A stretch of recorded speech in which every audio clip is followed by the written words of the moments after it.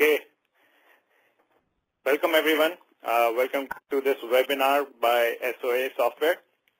We have a very exciting and maybe a thought-provoking topic today. The topic for today is it time for a connectorless approach to cloud integration? The last decade has been an extremely exciting time for us in IT and technology. We have seen unprecedented level of innovation that has happened in our industry. Social, mobile, cloud, big data, a lot of these changes have happened over the last 10 years, and they have changed the entire landscape of IT and technology in enterprises and how we do business. So today, I, who's Sachin Agarwal, who's VP of Product Marketing at SOA Software, and my colleague, Laura Heritage, who's Director of API Strategy at SOA Software, the two of us will be discussing this topic about, with the new landscape, with all the changes that have happened in the last 10 years, is it time for a connectorless approach to cloud integration?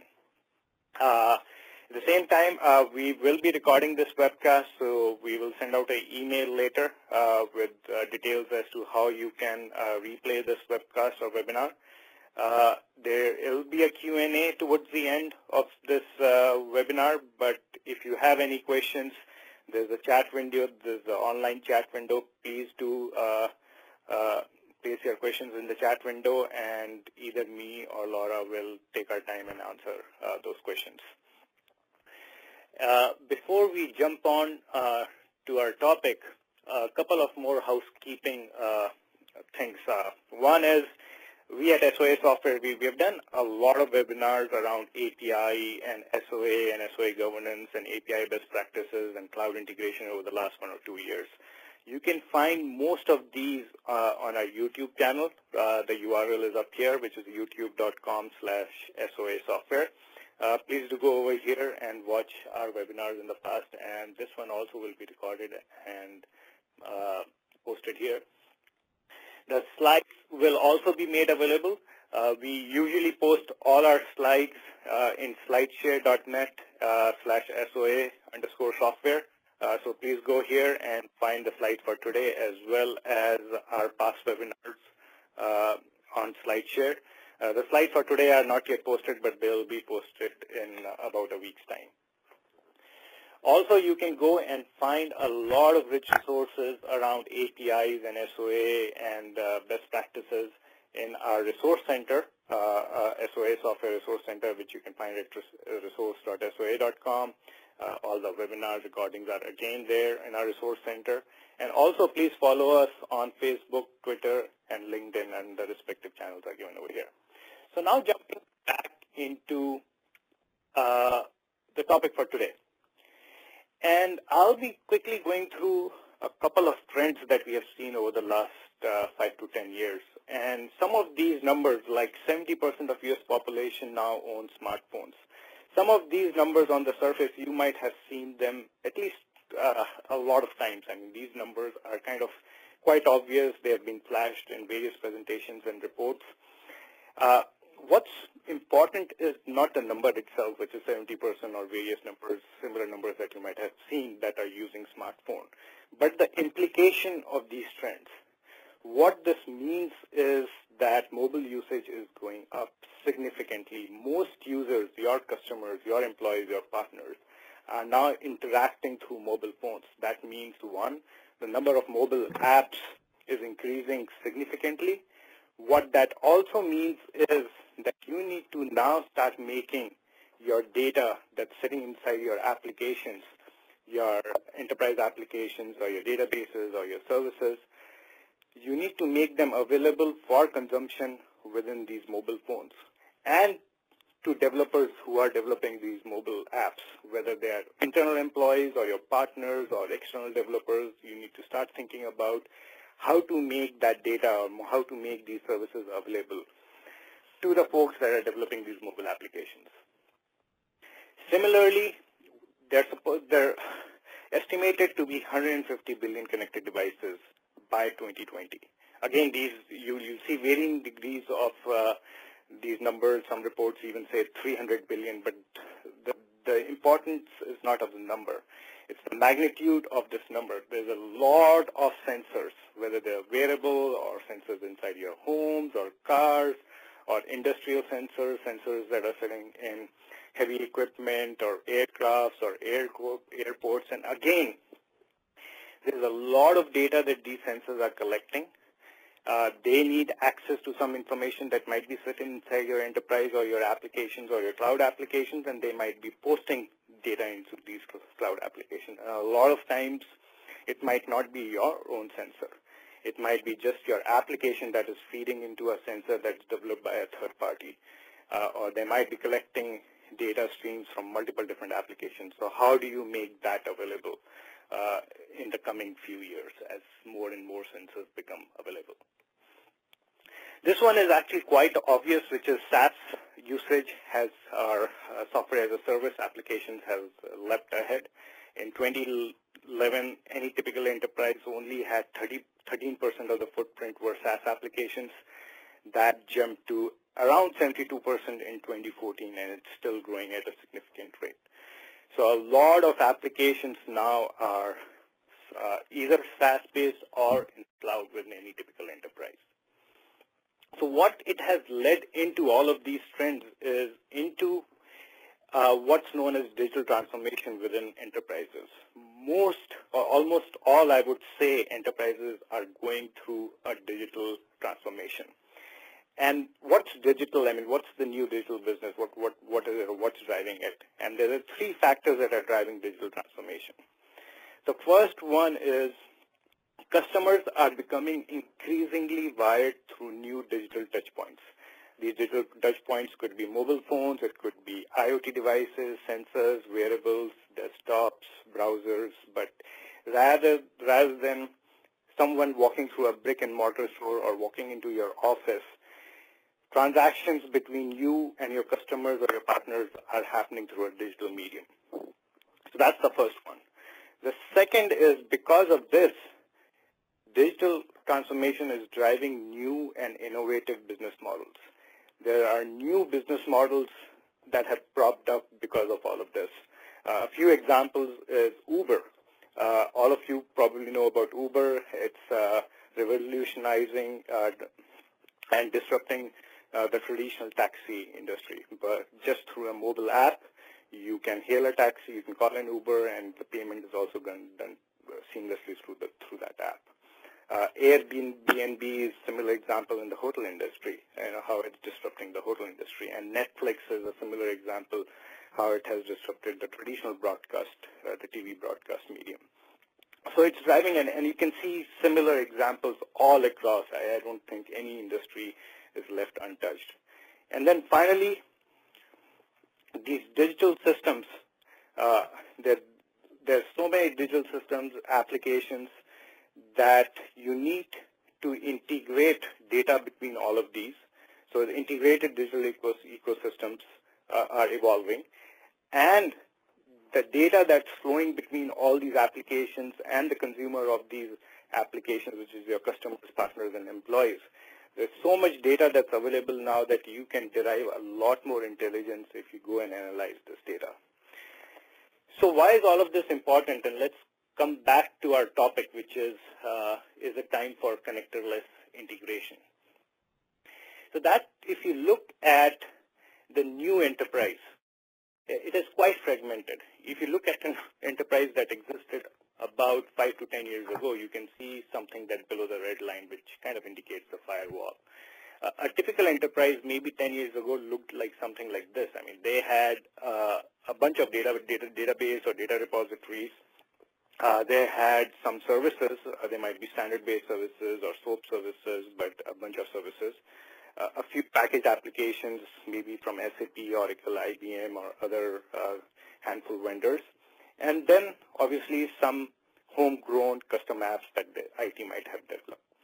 But and most of the integration scenarios were kind of restricted to this, within on-premise, between these limited set of data sources, services, package apps, and custom apps. And You could count these on your fingertips, if not fingertips, maybe 30, 40, 50 at most. And so the integration scenarios were limited. The number of places that you needed to get data from was limited, was restricted to a few.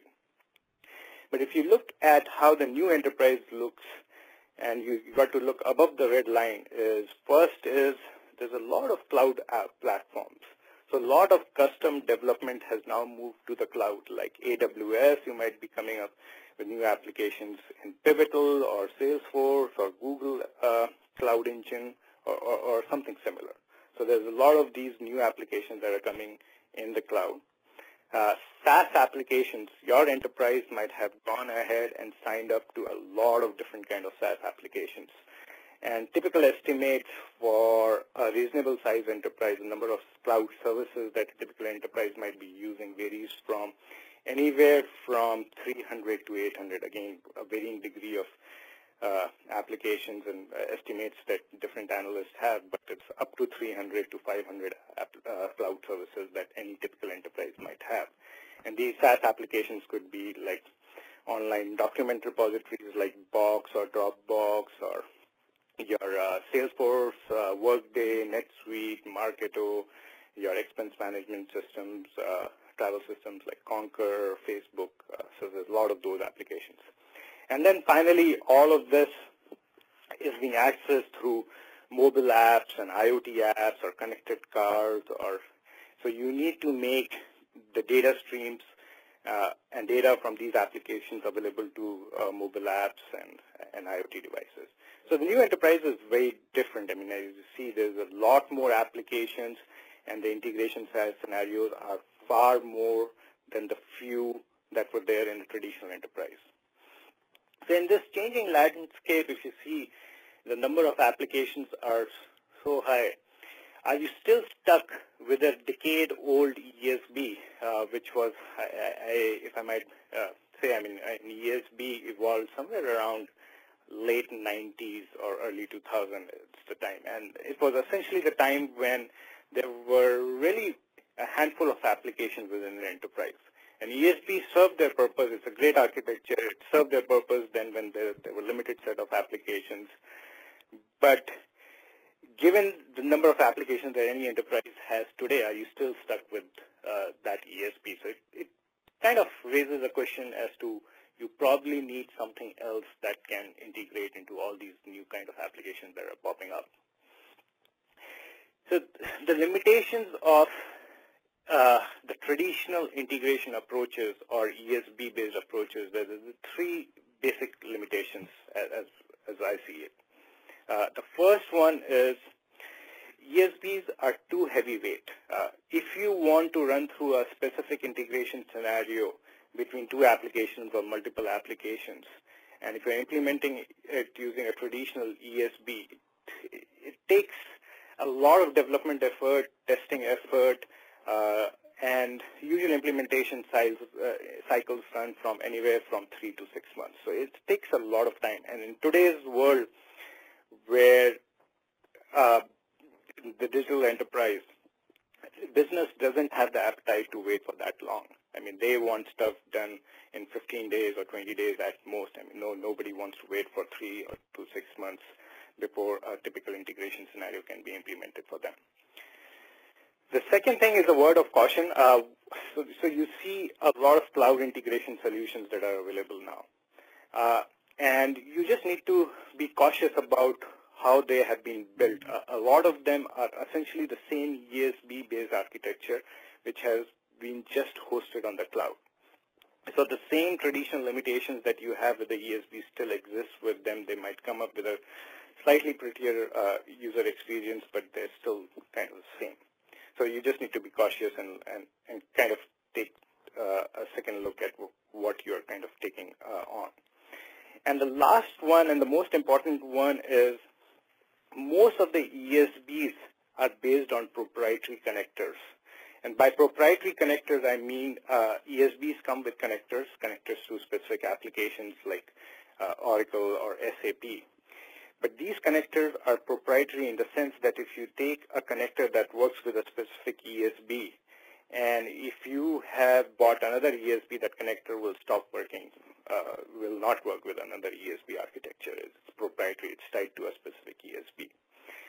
What that means is you have to wait for the vendor to provide you for additional connectors. So each time a new version of an application comes out, the connector from the vendor usually trails at least 3 to 6 months, and a lot of times even a couple of years. And with the number of applications and SaaS applications that are coming out, there are more than 2,000, 3,000 SaaS applications now. There's no way any ESB vendor can support all the connectors, all the applications that are out there. So there's this lock-in to proprietary connectors which don't scale for the digital enterprise. So what's the alternative? So if you look at what's happening right now is most of the cloud applications, the applications that you see above the red line, the cloud platforms, which is most of the applications that are built on the cloud, or SaaS-based applications which have been built by these respective vendors, they usually come with REST-based APIs, if not REST-based APIs, so some standard-based APIs. Most of these applications, if not all, already have standard-based APIs which support most kind of transactions into their applications, which is by virtue of their architecture. They are in the cloud, they're isolated, and in order to interface with other applications, they have been designed with some kind of standard interfaces. And most of the mobile apps do need to interface with these apps using some kind of APIs.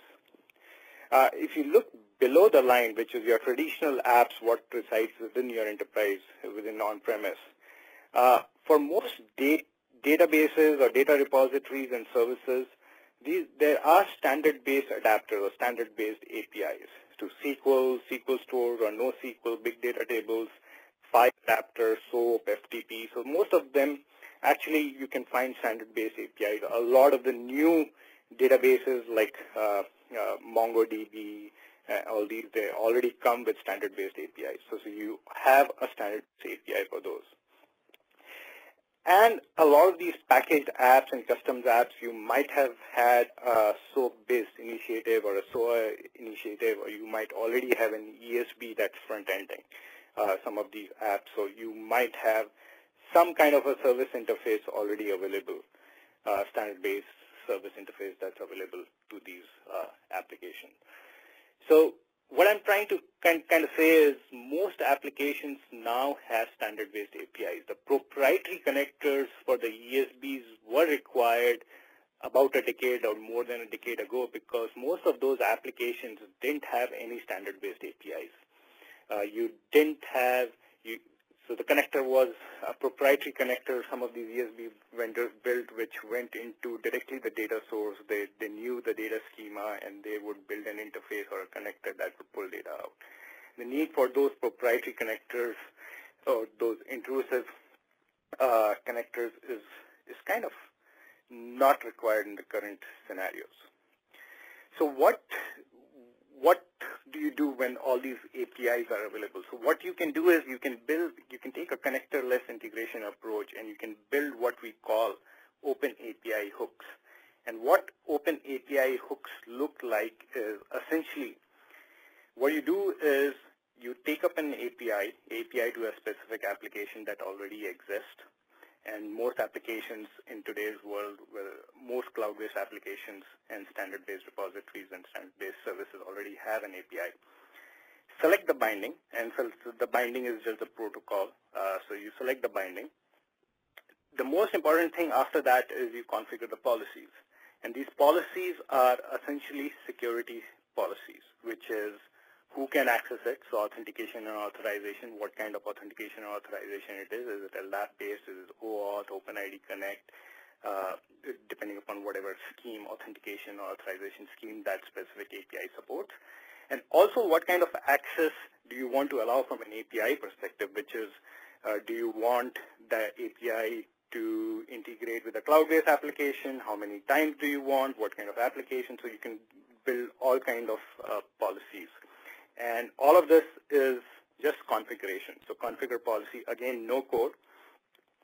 save and use this configuration. If you want, you can export and import it and use it across different systems. So that's the concept behind Open API hooks.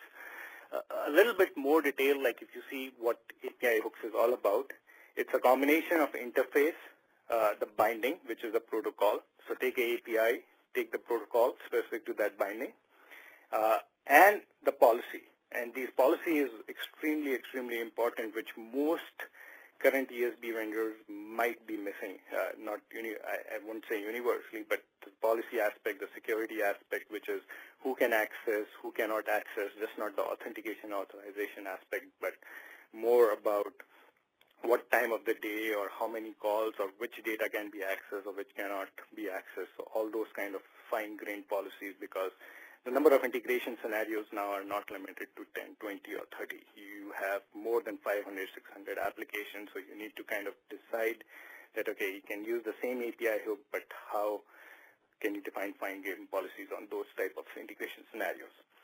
No coding, all of this is configuration. You just need to configure this and then export and import across systems. So that's the idea behind API hooks.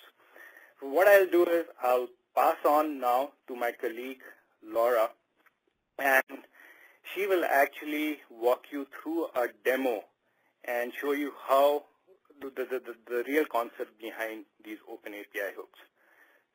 Let me pass on control to Laura. Laura, are you there? Yes, I am. Can you hear me? Yep. All right.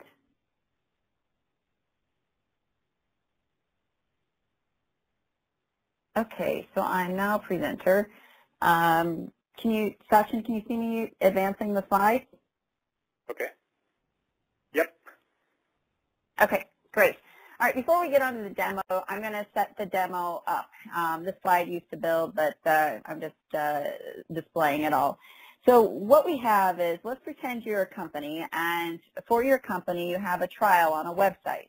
And when people sign up for that trial, you want to capture those leads.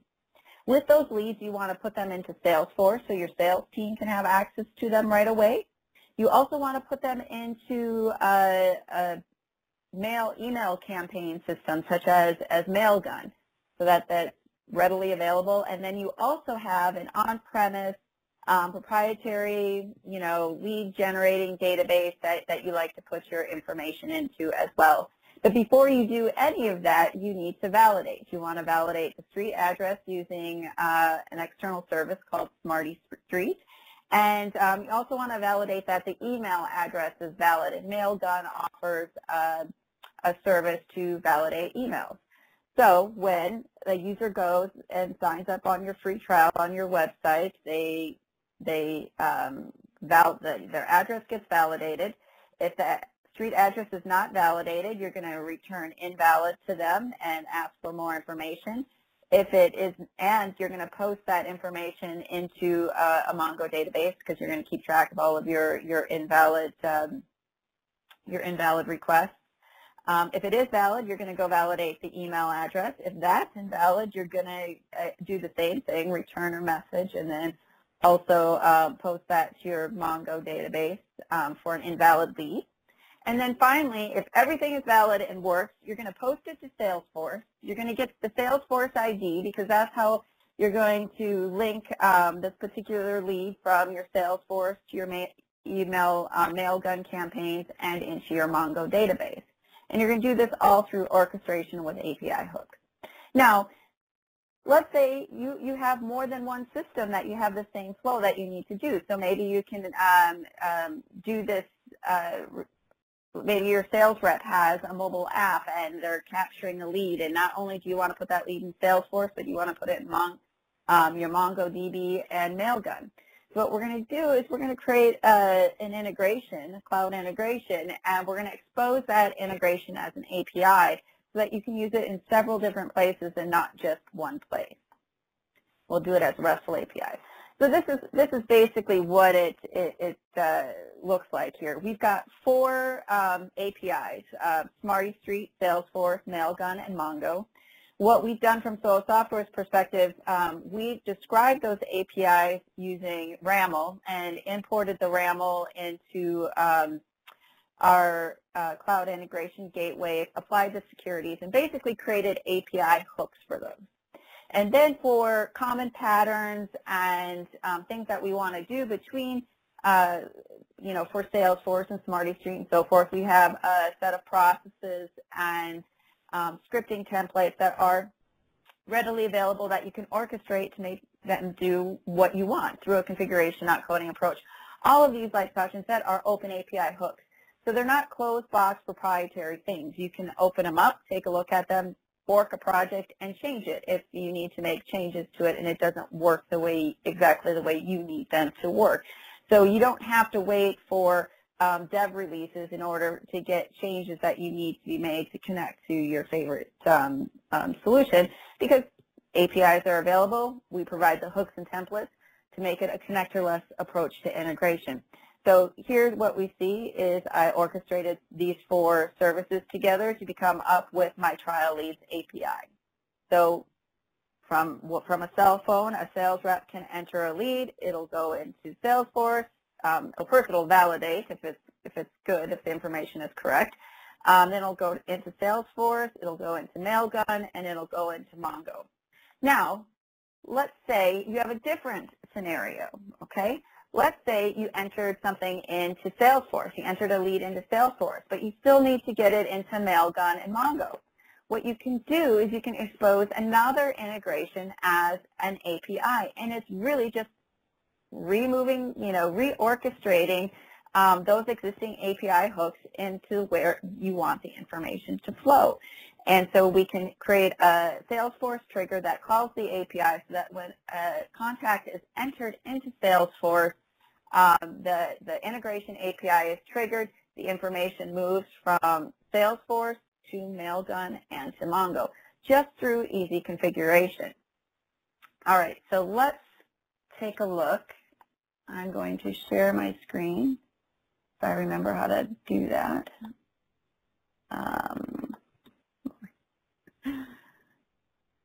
Share my desktop.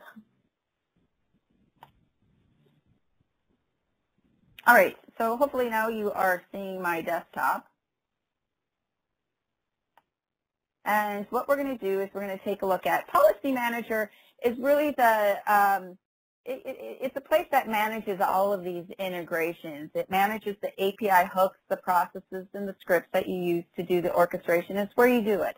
And then what you, Policy Manager then basically commands and commands the gateway underneath. Okay, so this is where you manage everything from security policies to your orchestration. What you see here is just a simple tree structure, but I have several processes which I can use. These are reusable processes that I've imported. It's a multi-tenant solution. So let's say you have several different organizations, each having their own integrations and their own things that they need to manage. You can basically set them up as their own tenants and with their own visibility and management over the processes and securities and things that you need to have done. In this particular demo, I have a tenant I call demo, and I've uploaded only the processes and scripts and things that I'm going to be working with in this demo. So I've loaded up the Smarty Street and Mongo and Mailgun and Salesforce API hooks and processes. So here you'll see some of the reusable processes that I can build. One thing I do want to, before I get too far down the road, initially when I said, well, I described this in RAML, API hooks can be built out of any API description language and imported into our cloud integration gateway or API management solution or policy manager at that. So you can import RAML, you can import Swagger, you can import Waddle and Whistle. And this is to allow you to basically build your own API hooks and share them out for your tools and your services that you have to offer and the things that you need to use.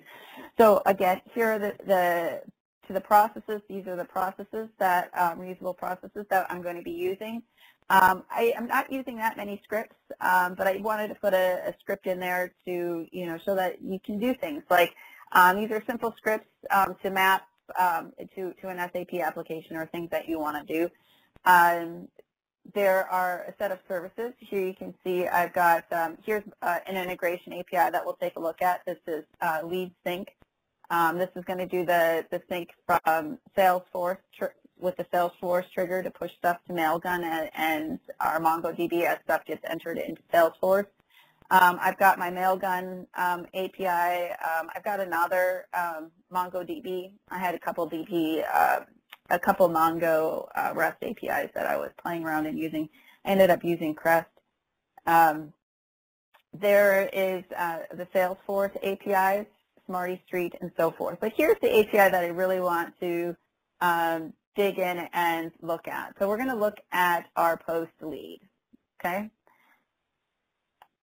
What I've done is, as you can see, there's just very, very simple configurations. This is an Invoke node. We have a palette of things that we can do over here, from insert content to branching to import nodes to do scripting and all sorts of things that you might possibly want to do. This node is an Invoke node. So what I want to do, the first thing I want to do is invoke my Smarty Street API. So I select Smarty Street, the interface and the operation. I want to invoke on Smarty Street, and I give it the input message and output message, and I'm ready to go. That's it. A couple of steps, and I've configured which, the message comes in, and it's going to invoke and send it to that Smarty Street. Then I have a branch node here. And remember, we're going to check the output from Smarty Street to say, well, was it a good address or was it an invalid address? If it was an invalid address, I'm going to call this process, which is called post invalid to Mongo. Very simple to select a process. I just, get my list of my processes, click select process, and the information flows there. Then after I've posted it to Mongo, I decided I wanted to send a message back to my consumer, and so I insert JSON content here. And really simple, select the content. You can grab content from a variable, boom, you're done, and it's a configuration. And then I can continue on. If it was a valid message, I then, again, use an Invoke node, configure it to go to my Mailgun API, and then I again do a branch and I check, and again, if it is not valid, I use that same post to invalid to Mongo process. I again insert content, and then that the process returns. Finally, I can go down and I can post to our Salesforce. Everything is okay. I'm going to post to Salesforce, post lead to Salesforce. I'm going to add post to Mailgun. I'm going to post the sales to Mailgun, and then I'm also going to add it to my Mongo database. And when I'm done, I'm going to send a message. This time I wanted to actually use script to send a message, so I scripted it up and sent a message. So very, very easy to orchestrate all of this. So let's take a look at how this actually runs. I created an iPhone 6 application. This is to simulate your sales rep, out in the field, and they want to add a contact, a lead. So I'm going to enter. I'm going to say the lead is from SOA Software. I'm going to give my name. Let's actually do Addie and heritage. And you know what? I'm not going to put an address in here. I want to show the error. So I'm going to click Add Lead, and here it is. Your address is not valid. Please correct. And that's the message I had inserted into the set invalid message. Okay, so my message is invalid. So you saw that. All right, so then I'm going to go back, and I'm going to type something valid in now. Maybe I've used Addie a lot. I want to use a name that I haven't used in a while. I'm going to put in a valid address.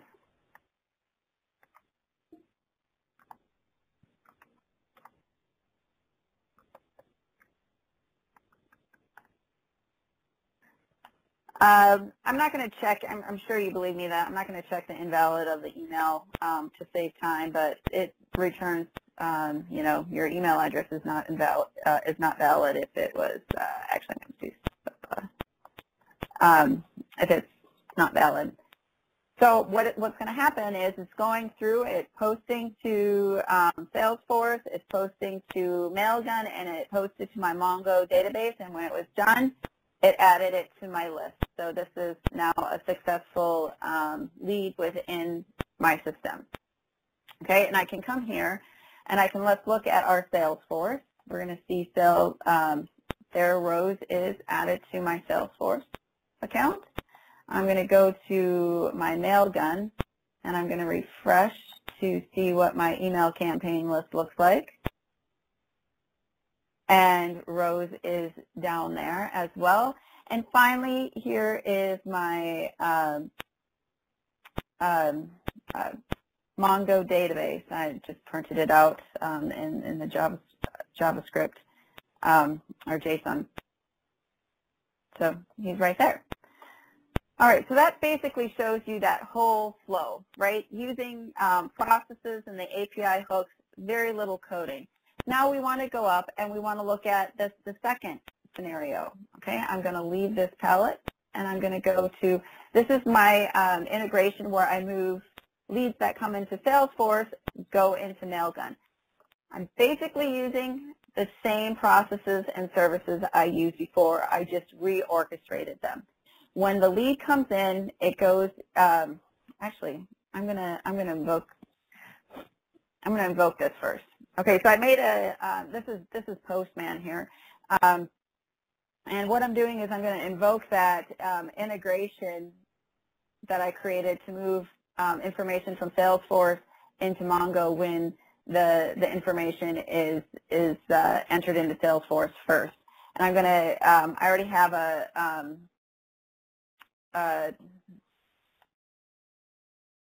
Whatchamacallit, sorry. I already have a lead in Salesforce, and I needed to move it, and this was the Salesforce ID. And so when Salesforce trigger invokes that ID, gets the ID, it'll invoke this API with that ID. It'll take that information and move it on. So this Salesforce ID belonged to Sydney 11. And basically moved it. Now when we go back and we look at our Mailgun, we should now have Sydney 11, Sydney Olson at 11 at SOA Software in there. And that was also in our Salesforce. So with that said, we'll come back here to the process. When that Salesforce ID comes in with the RESTful API, what I'm doing is I'm going to go and retrieve that lead, okay? So that it came into the integration. The integration then goes, okay, I'm going to pull that information out of Salesforce. So I use a get lead process to get the lead out of Salesforce. I have to do a little bit of mapping in order to get that information to what Mailgun wants to look like in this instance. And so you can just do some simple Java JSON mapping with JavaScript, okay? And then finally, again, I use those simple post to Mailgun process that I used before and post to Mongo, which I also used before. So again, it was really, you know, easy to orchestrate it, build it in, you know, 5-10 minutes or an hour, depending on how long you want to, you know, how complex your orchestration is, and you're done. So with that, I know I've taken up my time here, and I'm going to stop sharing, and I'm going to send this back to Sachin, and Sachin, you can carry on with the presentation, the conclusion. Okay, thank you, Laura. So what Laura just showed was how you can use open API hooks and configure integrations into multiple applications, interface those as APIs, build a mobile app against them, and essentially build an integration scenario. And all of this was done using our cloud integration gateway. And what is a cloud integration gateway and why do you need it? There's a couple of things behind it. The first is it's a gateway architecture. It's a lightweight architecture. It's a gateway architecture. It can be deployed either on-premise, you can deploy it on a DMZ, or in the cloud. It's also available as a SaaS-based service, but essentially one of the advantages with the gateway-based architecture is that, yes, you can interfaces, you can expose your integration scenarios to the cloud or integrate from the cloud. ESBs typically have again, a limitation in terms of you don't want to deploy them on a DMZ or don't want to expose them outside your enterprise. The most important thing as part of the cloud integration gateway is based on API-based open API hooks. So the number of integration scenarios, you're not logged into proprietary connectors. We are open sourcing API hooks, so you can either use any of the open API hooks. We expect to have a whole bunch of contributors as they build out their API hooks, so there will be a large repository of connectors or open API hooks that are built by the community. Flexible deployment, like I mentioned, can be deployed anywhere, whether on-premise or in the DMZ or in the cloud.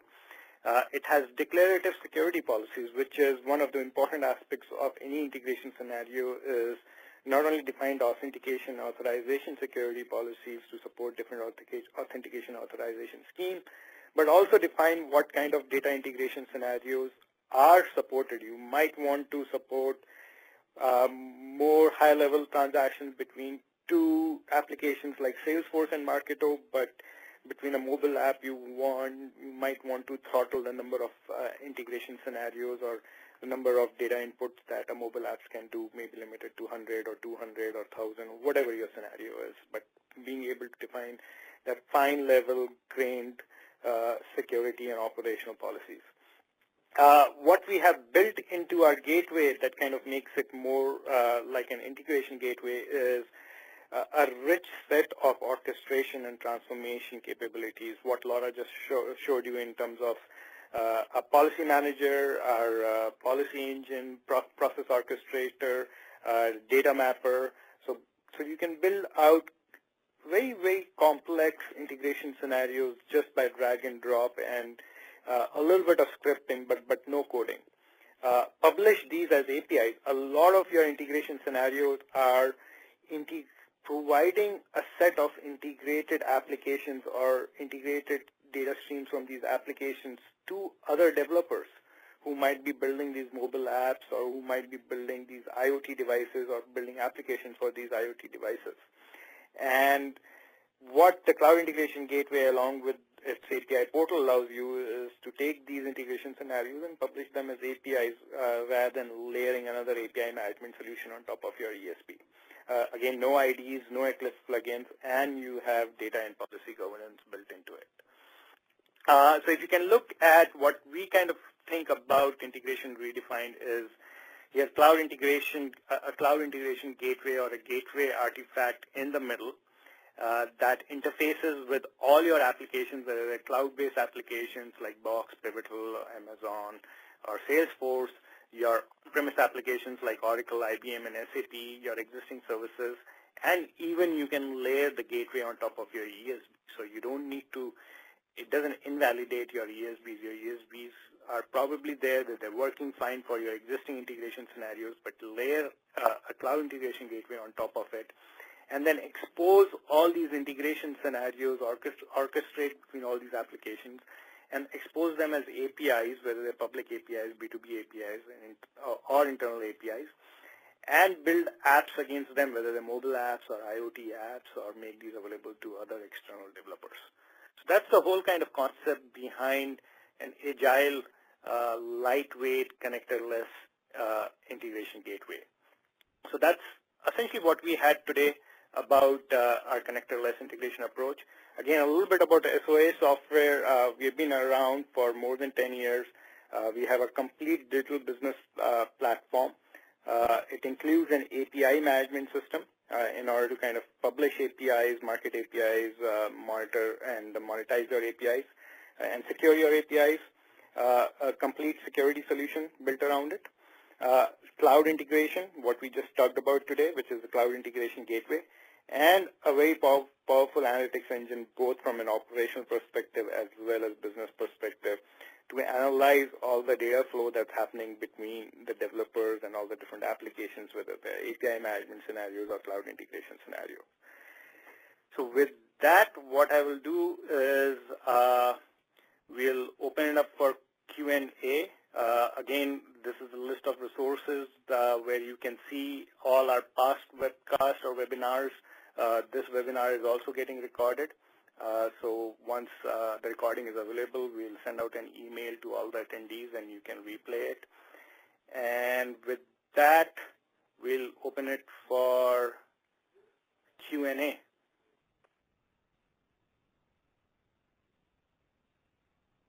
Hello, can you hear me? Right, did we have someone on the phone asking for a question? Yes, but everybody should please go ahead and type their questions into the Q&A box. There's already some in the box section if you want to take a look.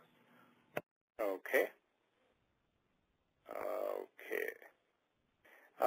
The first one that I see is, what are the key limitations or issues with ESB for cloud?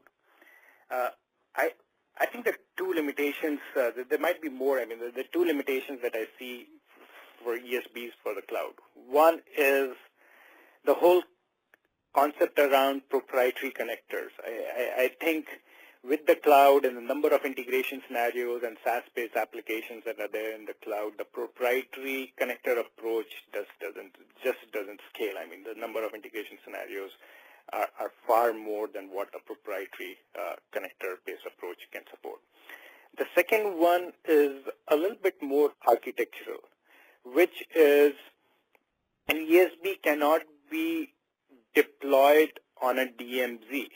You don't want external traffic to be directly interfacing into an ESB. Usually you have to layer in some kind of a gateway. You have to go with a layered architecture. So the more you have to deploy more infrastructure, put some security mechanisms or a gateway or a virtualization layer in between, which intercepts external traffic from the cloud and then filters it and then passes it on to the ESB. And that kind of limits, both increases your cost and limits your flexibility in what you can do with your ESB. There are a lot more. I don't know, Laura, if you want to jump in and add other limitations that you might think there are for ESB for the cloud. No, I think you covered, for the time we have, I think you've covered the basics of it, and we can always take off and have a contact us, and we can have a more detailed discussion about that later. But there's some other questions here that we should get to. So one of the questions that we had was, during the demo, I talked about, I showed the different capabilities we have around branching and logic, and one of the questions was, do you have any additional patterns, resources you have available in order to do scatter, gather, and multi and split?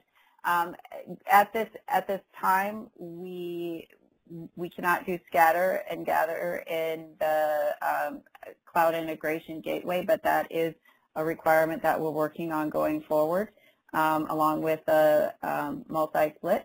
So stay tuned. We are aggressively working on in this area. Another question was, can this policy manager be hosted in the cloud? Yes, policy manager can be hosted in the cloud. One question that. Go ahead. Go ahead, Laura. Go ahead. No, you go ahead. I already did too. You can do another one. No worries, as and when you find those questions. So one of the questions was, what is meant by a binding? So I use in my presentation the concept of open API hooks, and they are a combination of interface, which is an API. And when I say API, it's a loosely termed word. It could be a RESTful API, it could be a SOAP-based API, it could be any standard-based API. And with any interface, there's a binding. The binding is the protocol that an API supports. RESTful APIs are, by definition, REST and HTTP. But SOAP, if you have a SOAP-based API, the binding could be HTTP or it could be JMS. So the binding is essentially a protocol that's associated, and the same, like in the SOAP world, essentially you could have one interface but different kind of binding. So that's what essentially a binding is. So another one is go ahead, it's your turn. Sorry, I was gonna answer the question. I got a couple of questions around. Well, does this replace the traditional ESB? How can you have a connectorless approach when you're connecting to legacy systems?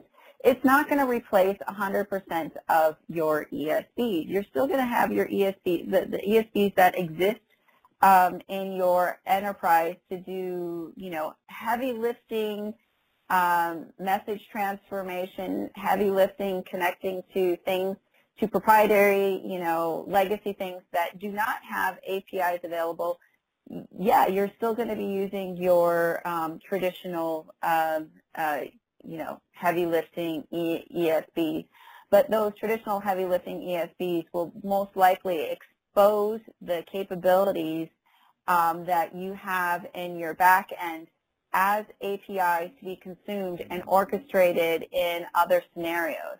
And that's the area where a cloud integration gateway would come in, would be to then hook up Salesforce to that API which you exposed off of your traditional heavyweight ESB. Those things on the back end, in the back of the enterprise that don't take, that don't have to change as often, and that are hooking up to legacy systems where you do need connectors.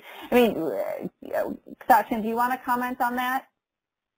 No, I think you're absolutely right. I mean, it's not meant for really heavyweight data transformation or interfacing into heavy transformation or transactional system that you might have. I mean, it's meant more for kind of integrating your existing apps and interfacing with developers or cloud-based applications. So that's kind of an intent. One of the other questions was, is Cloud Integration Gateway a new product from SOA Software, or it's essentially existing products? So we have leveraged a lot of our existing IP that we have, which is around our API management solution. But there are enhanced capabilities on top of it which are specific to the Cloud Integration Gateway. Those are the open API hooks and the entire infrastructure and architecture behind supporting open API hooks. There is a richer orchestration and transformation capability. There's a richer data mapper capability. So there's a bunch of additional capabilities that come with the Cloud Integration Gateway on top of our existing system. So yes, we have leveraged our existing IP and built on top of it.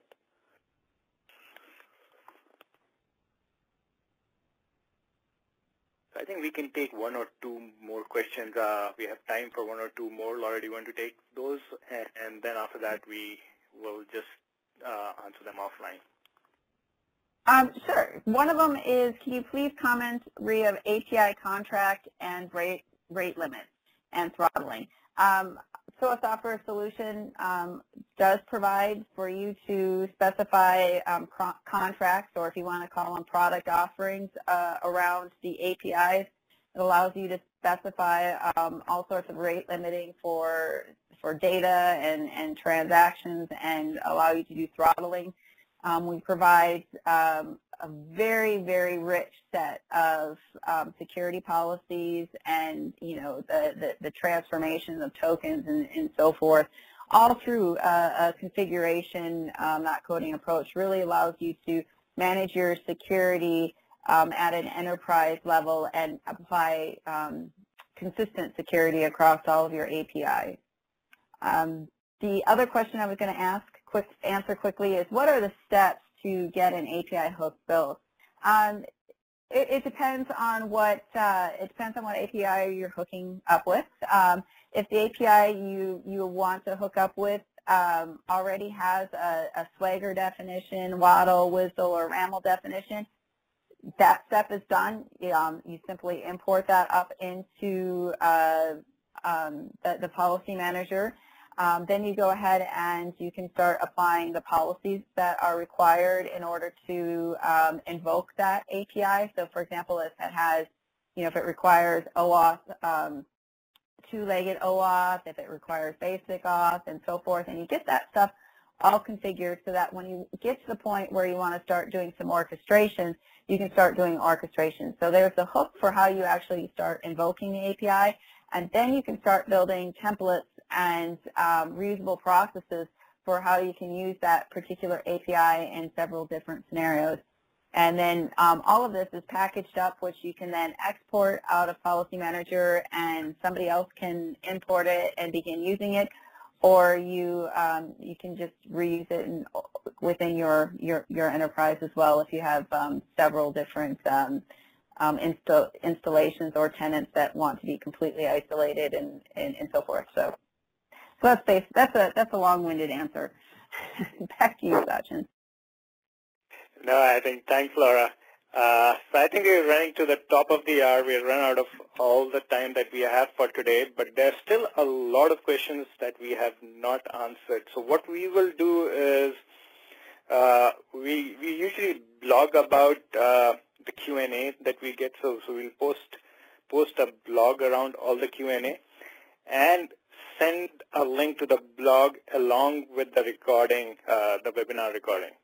So again, thank you, Laura, and thank you, everyone, for joining us today.